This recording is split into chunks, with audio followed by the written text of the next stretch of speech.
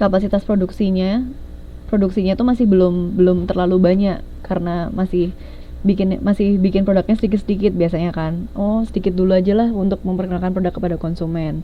Nah, ini kemudian juga ada banyak sekali hal-hal teknis yang membuat perusahaan itu menjualnya itu lambat. Juga dari pihak konsumen pun juga berperan terhadap penjualan produk yang lambat. Jadi karena konsumen itu yang pada awalnya ia memiliki pola kebiasaan yang sudah berjalan, maksudnya itu kebiasaannya itu misalnya kita akan memproduksi biskuit misalnya. Nah, kita itu menginginkan konsumen membeli biskuit yang kita beli itu ketika ia sarapan pagi misalnya. Sarapan pagi minum teh biasanya pakai biskuit misalnya. Nah, ternyata konsumen di Indonesia itu tidak suka yang seperti itu. Konsumen tuh pengennya sarapan pagi itu ya nasi, bukan biskuit. Nah, sehingga untuk mengubah pola kebiasaan yang sudah berjalan, yang dari awalnya sarapan pagi menjadi sarapan biskuit, nah itu kan merupakan hal yang susah dan butuh waktu. Nah, hal itulah yang membuat tahap perkenalan ini umumnya penjualannya itu lambat sekali berjalan. Seperti itu. Strategi apa saja yang dilakukan di tahap ini? Ada beberapa strategi, yaitu yang biasanya disebut dengan strategi penetrasi dan pembelian ulang. Jadi ada kata penetrasi dan pembelian ulang. Jadi penetrasi itu menunjukkan proporsi pembelian yang mencoba suatu produk. Dan rasio pembelian ulang ini adalah menunjukkan presentasi pembeli pertama yang membeli kembali dalam periode waktu tertentu. Nah, untuk lebih jelasnya ini ada dua grafik. Grafik yang pertama ini adalah grafik yang menunjukkan volume penjualan bulanan yang dicapai oleh dua macam produk baru. Jadi ini ada volume, ini ada jumlah bulan. Ini ada 1 sampai 24 bulan, berarti ada 2 tahun. Ada dua produk baru yang diluncurkan oleh sebuah perusahaan, yaitu merek A dan merek B. Nah, seorang manajer pemasaran itu harus mempertanggungjawabkan bagaimana akhir dari suatu merek baru itu, yaitu merek A dan merek B. Nah, dari sini kita bisa melihat bahwa ternyata pada saat peluncuran pertama kali, yaitu pada bulan pertama, merek A dan merek B ini memberikan respon yang sangat bagus. Penjualan dari produk itu bisa tinggi sekali nih, sekitar 100. Kalau di sini berarti 140 ya misalnya. Di sini 170. Untuk merek A dan merek B ini sangat tinggi sekali penjualan produknya. Tetapi dari bulan ke bulan itu mulai adanya semakin menurun, berfluktuasi dari yang dari awalnya tinggi, ia mulai menurun merek A. Kemudian di bulan ke 9 ia mulai ada meningkat sedikit lagi dan menurun lagi di bulan ke-12 misalnya.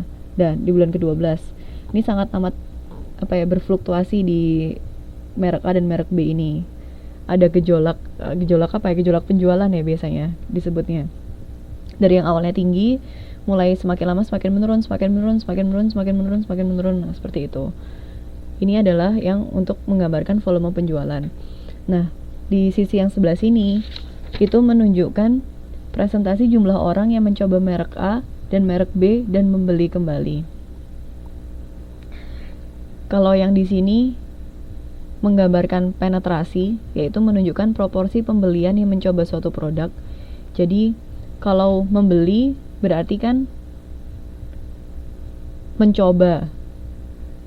Kalau konsumen membeli berarti kan ia merupakan orang yang mencoba produk kita, sehingga di sini merupakan contoh untuk penetrasi. Dan yang di sini adalah grafik yang menunjukkan rasio pembelian ulang. Pembelian ulang itu ketika konsumen awalnya pertama kali membeli, di waktu tertentu ia membeli lagi atau tidak. Nah, seperti itu yang dimaksud dengan rasio pembelian ulang. Ini ada merek A dan merek B. Ternyata dapat dilihat dari sini merek A dan merek B ini berbeda sekali. Di merek A ini rasio pembelinya itu lebih banyak dibandingkan dengan merek B. Jadi kalau dilihat dari gambar ini bisa kita katakan bahwa ternyata orang yang membeli merek atau pembelian kembali orang pada merek A itu lebih tinggi dibandingkan pembelian kembali orang pada merek B, seperti itu. Ini agak bingung apa seperti apa teman-teman? Ini ada dua grafik strategi penetrasi dan pembelian ulang. Kalau yang digambar ini tuh membeli kembali. Jadi yang setelah membeli kemudian ia beli lagi. Nah, kalau yang ini hanya menunjukkan penjualan produknya saja dari dua merek tersebut.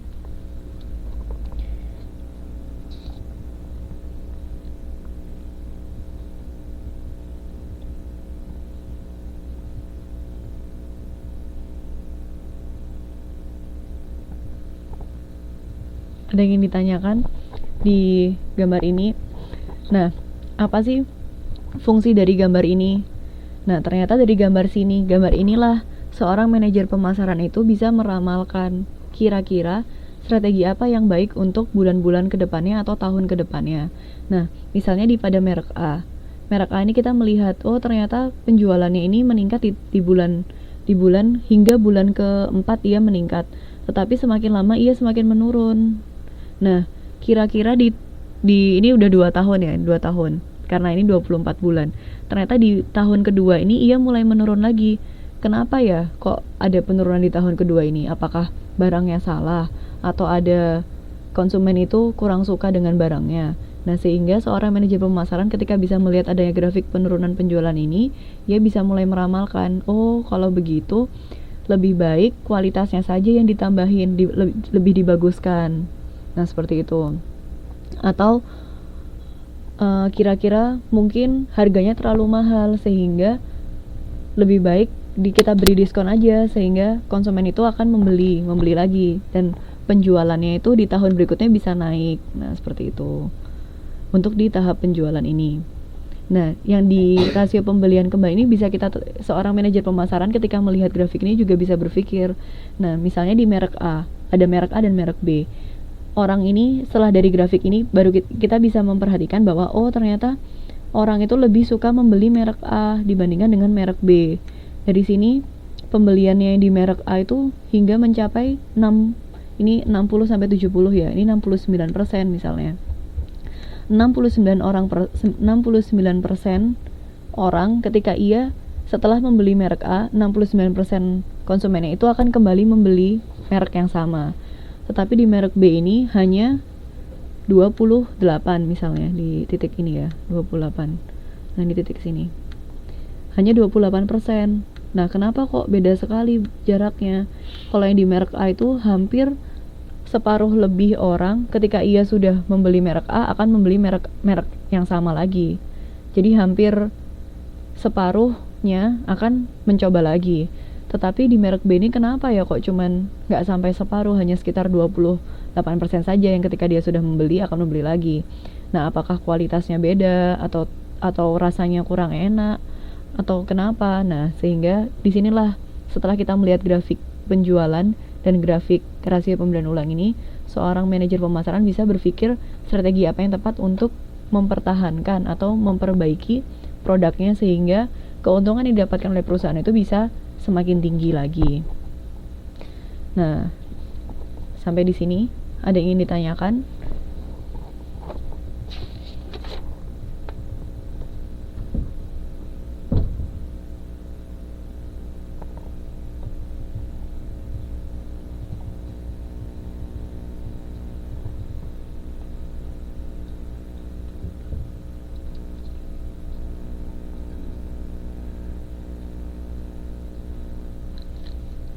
Kalau nggak ada yang ditanyakan ini kok menghilang ini, Mbak Friska, Mbak Iis, ini ada lagi Mbak Yusni, Mbak Rindi, Mbak Juweria, Mbak Ari. Ini apa bingung atau seperti apa teman-teman? Iya Mbak Friska. Oh iya, ada. Terima kasih. Oh iya Mbak Dindi, silakan. Ya, kalau begitu saya lanjut ya. Kalau ada yang ditanyakan bisa langsung ditanyakan. Nah, setelah tadi kita melihat grafiknya, nah, kemudian kita mengestimasi rasio penetrasi dan penjualan ulang. Jadi, yang tadi rasio penetrasi itu menggambarkan pangsa pasar maksimum dari kelompok-kelompok pembeli yang dapat dipengaruhi untuk mencoba produk tersebut. Jadi maksudnya eh, pembeli itu kan seorang konsumen itu akan membeli produk yang kita produksi. Nah, rasio penetrasi itu menggambarkan bagaimana sih pangsa pasarnya, atau seperti apa pangsa pasar itu berarti eh, konsumen yang membeli produk kita tuh seperti apa dan sebesar apa, apakah pangsa pasarnya luas sekali ataukah hanya sedikit saja atau seperti apa. Nah, kalau pangsa pasarnya hanya rendah, misalnya dari grafiknya itu kita melihat, oh ternyata yang membeli itu hanya sekitar 20% saja yang membeli produk kita, sehingga dari 20% kita bisa melihat, oh ternyata pangsa pasarnya rendah. Tapi kalau yang membeli itu bisa sampai 80% atau 100%, berarti kita bisa melihat bahwa pangsa pasarnya itu termasuk yang luas. Nah, sehingga kita bisa memikirkan strategi yang tepat seperti apa. Kemudian tingkat pengulangan atau pembelian ulang itu memperlihatkan proporsi jumlah pembeli yang dapat dipertahankan dalam jangka waktu yang lama. Jadi, kalau pembeli itu membeli produk kita secara berulang-ulang, kita bisa mengatakan bahwa pembeli itu merupakan pembeli yang berkarakteristik loyal terhadap merek atau produk yang kita buat. Sehingga orang yang bisa dikatakan loyal terhadap merek itu merupakan orang yang dapat kita pertahankan dalam jangka waktu yang lama. Kalau ternyata konsumen yang loyal terhadap merek kita itu hanya sedikit, nah kita harus mulai memikirkan bagaimana cara untuk membuat konsumen itu menjadi konsumen yang loyal terhadap merek atau produk yang kita buat. Nah, seperti itu. Selanjutnya ada 4 strategi pemasaran dalam tahap perkenalan. Setelah kita awalnya melihat bagaimana penetrasi pasarnya, kemudian kita melihat bagaimana pembelian ulang dari tiap-tiap konsumen. Nah, kita mulai berpikir strategi pemasaran apa yang tepat terhadap tahap dari masing-masing tahap perkenalan ini. Ternyata ada 4 strategi. Ini dibedakan menjadi 2 variabel, yaitu variabel harga dan promosi.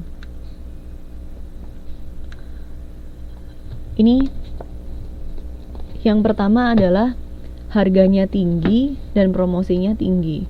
Nah, itu yang disebut dengan strategi profit tinggi.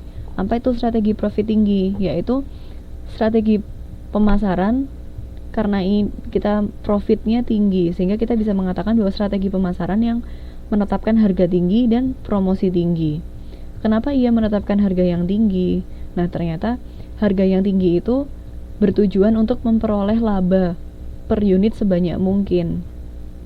Jadi kalau harganya tinggi, otomatis keuntungan yang didapatkan oleh perusahaan itu akan semakin tinggi. Nah, sedangkan kenapa kok promosinya tinggi? Ternyata promosi yang tinggi itu ditujukan untuk memperbesar penetrasi ke pasarnya. Yang dimaksudkan penetrasi ke pasar itu adalah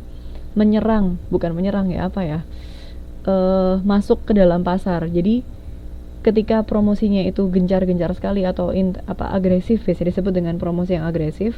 Nah, itu konsumen itu akan lebih tertarik dan lebih mengerti dan lebih paham, sadar adanya produk kita.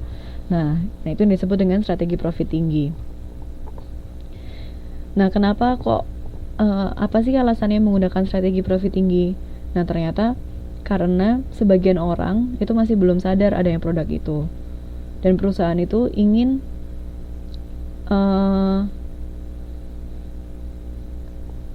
karena pada awalnya konsumen itu masih belum sadar adanya produk dari perusahaan itu, sehingga dilakukanlah promosi yang tinggi atau promosi gencar-gencaran di tahap sini. Maaf ya, ini kecoret di sini. Nah, di tahap tinggi ini mulai adanya promosi yang tinggi, sehingga untuk membuat konsumen sadar terhadap produk kita.